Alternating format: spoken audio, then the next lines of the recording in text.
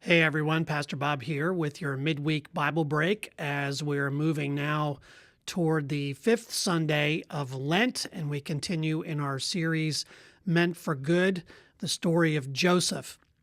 We reached the climactic point this past week there in chapter 45 where Joseph reveals himself, and now we're going to have several chapters of what we would literarily call the denouement, or how this story now begins to play out. And there's some loose ends that need to be tied up in the story, one of which, what happens with Jacob, and really what happens with the status of the covenant promise at this point. As you know, as we've been going through Genesis, that covenant promise has been a massive part of what's moved this story along.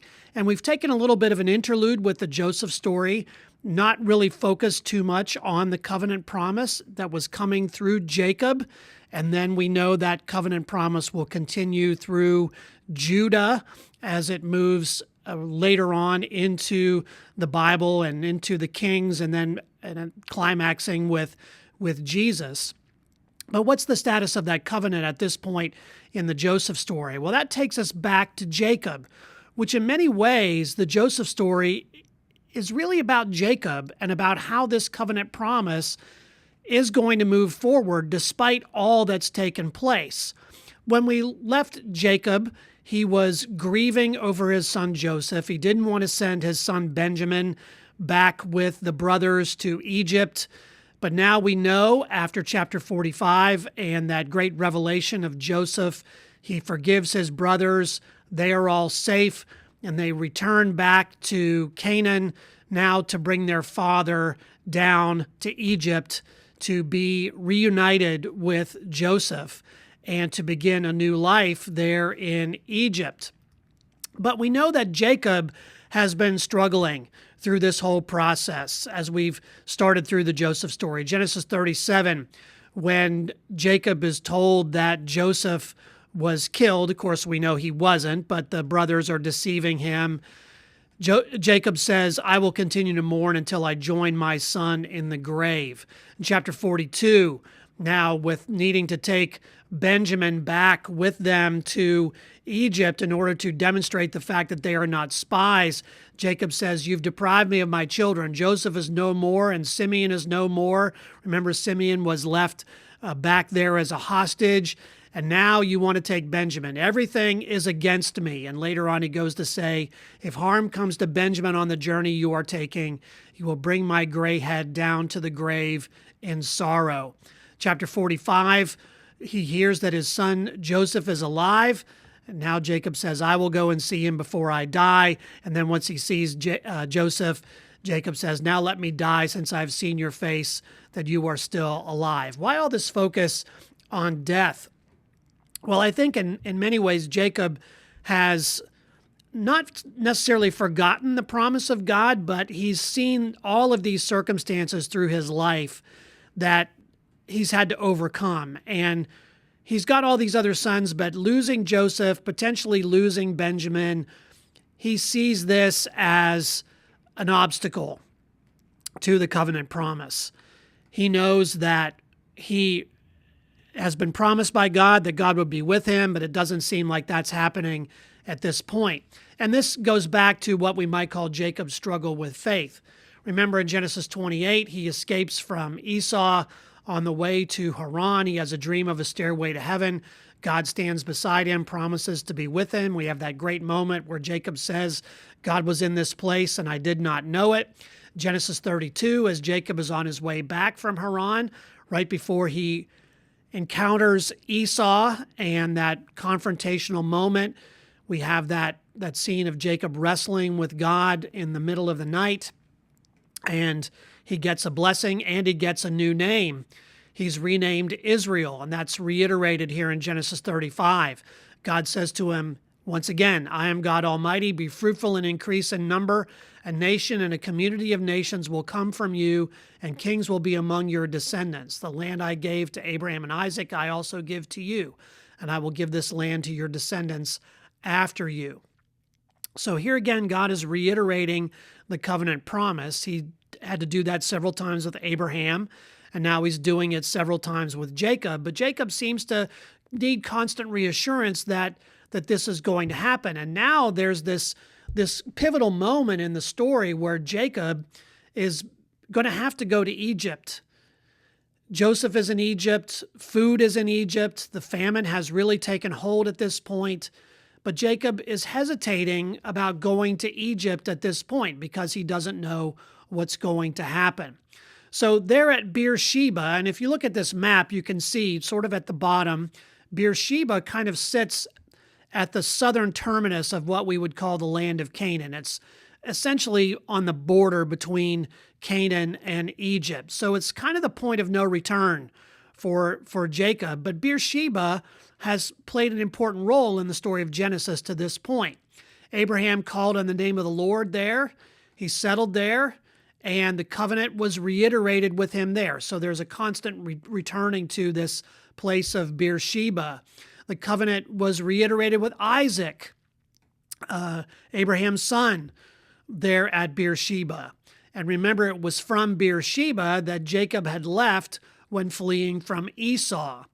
So in a sense, Jacob is now returning to the scene of the crime. It's interesting to think about all of the memories that may have come flooding back to Jacob at this point. He's over 100 years old at this point in the story, and he's seen a lot, he's experienced a lot, but now he's being called to make a move.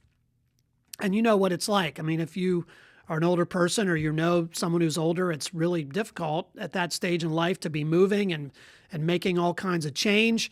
And not only is he making just change for change's sake in that sense, because he has to, he's also leaving behind this land of promise that God keeps promising him. So how could he be assured of God's blessing? How is God's blessing going to play out if Jacob and his family are now going to be living in Egypt? And so that's all comes to a head here in Jacob's sacrifice at Beersheba. He builds an altar and he's going to sacrifice to the Lord. He's seeking divine guidance. He's seeking some confirmation before going to Egypt. There's a lot of altar building going on in Genesis. There's not a lot of sacrificing going on. This is an important one because it marks a kind of a boundary line, this point, crossing the point of no return for Jacob. Well, while he's there in Beersheba, he has another dream. Jacob is a dreamer, just like his son Joseph has been a dreamer. God communicates to Jacob in dreams, and he's going to have another dream here in chapter 46, where God in the dream says to him, once again, I am the God of your father. Do not be afraid to go down to Egypt, for I will make you into a great nation there. I will go down to Egypt with you, and I will surely bring you back again, and Joseph's own hand will close your eyes. So once again, God is saying to Jacob, look, I'm with you. I am the God of your father Isaac, the God of your grandfather Abraham. So don't be afraid. You are going to be a great nation. That promise I made to Abraham is going to come through you, and I will surely bring you back. Now, Jacob knows that he probably is not going to come back to Canaan in person. He will probably die in Egypt. And yet, somehow his progeny, his family, is going to return back to Canaan. Now, we know that is going to take a long time because after the end of Genesis, the Israelites, Jacob's offspring, the 12 tribes, the legacy of the 12 sons, they're going to be put into slavery. They're going to be enslaved for some 430 years before the Exodus. And in some ways, this part of Genesis is setting us up for the Exodus. But it's important to remember, even at this stage, as they're going down to Egypt, none of that has happened yet, but God is saying, I will bring you back. And Joseph is going to bring Jacob's bones back at Jacob's request after he dies. We'll get to that here in a minute. We get this interlude here then in chapter 46, where we get the genealogy of Jacob's family, all of those who came down and settled in Egypt. It's not everyone who came down, but it's these tribes and clans who settled in Egypt, which again, the writer of Genesis is using as a bridge to the Exodus. It's reminding the Israelites of their roots. Here are the 12 tribes who have settled in Egypt. This is how they got there. This is who they are. And from there, they're going to be coming out of slavery into the promised land. This establishment of the 12 tribes here is also going to determine the partition of the land by tribes, that promised land after the Exodus, along with the blessing of Jacob in Genesis 49, which we'll talk about in next week's Bible break. That's an important part of the story about Jacob's blessing and how that's going to play out, not only through the Exodus, but when the Israelites settle in the promised land. But for now, Jacob and his family are going to be settling in Egypt. Now, they are herdsmen by trade. They're shepherds. Shepherds generally not considered to be clean people by the people of Egypt, not by the people of Israel in a lot of ways either later on, but because they work with animals, because they're constantly unclean. But because Joseph has been such a faithful steward of Pharaoh's, the Pharaoh is going to grant Jacob's family land in Goshen, which is good land, but it's also border land for those who may be coming to try to invade Egypt from the east. There are border cities there, Pithom and Ramesses, as you can see in the map.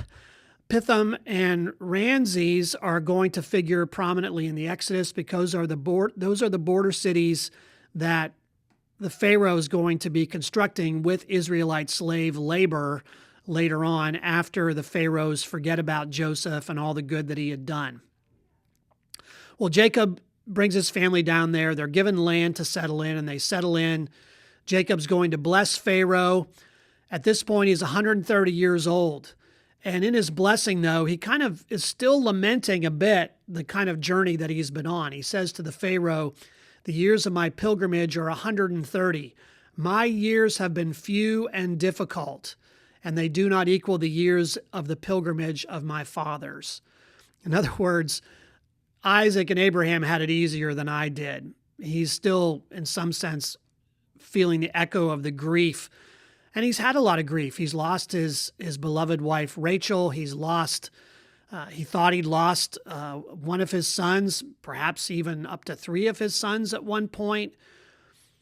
He's still struggling, but he's obeying God and going down to Egypt. And that's where the story is going to shift from there. Now we get another interlude here in chapter 47, verses 13 to 26, which kind of seems like an interpolation into the text, an interjection, if you will, about Joseph's economic policies. Now, Joseph, who we know is an Israelite, he continues to bless not only his own family, but the Egyptian people. The famine is really taking hold at this point, and he's going to respond. He's going to respond by implementing some harsh measures, such as land slavery, that people are going to sacrifice their land to the state, in a sense, so that they can be preserved, and then any future produce that they make off the land after the famine, 20% of that is going to go to Pharaoh, again, to be stored for years of famine, which do happen in the ancient world frequently. So Joseph's policies were helpful. They were harsh, but helpful, drastic measures for drastic times. But again, they're being administered by a benevolent ruler. Joseph is benevolent. The Pharaoh seems to be benevolent at this point. But those rules could be abused because they were made permanent to this day, as the writer says. And that permanence is going to become a problem because when it's abused by a leader, it's going to become oppressive. That's in the future, but for now, Joseph has taken extreme measures that save the people, and for that they are grateful.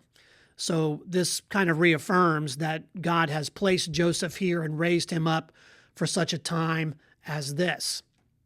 We get to the end of chapter 47, and we see that the family of Jacob was fruitful and increased in number as God had promised it would.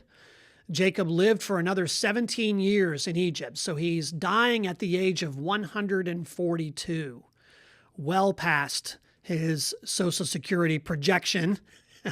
And on his deathbed, though, he He's going to make Joseph swear to bury him back in Canaan with his fathers.